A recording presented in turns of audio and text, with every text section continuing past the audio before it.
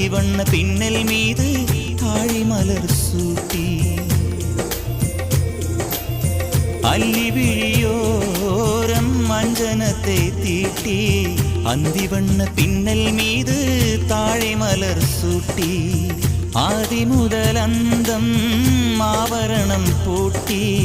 அன்னமிவள் மேடை வந்தாள் மின்னல் முகம் காட்டி கெட்டி மேளங்கொட்டிட மணப்பெண்ணை தொட்டு தாலி கட்டினான் மாப்பிள்ளை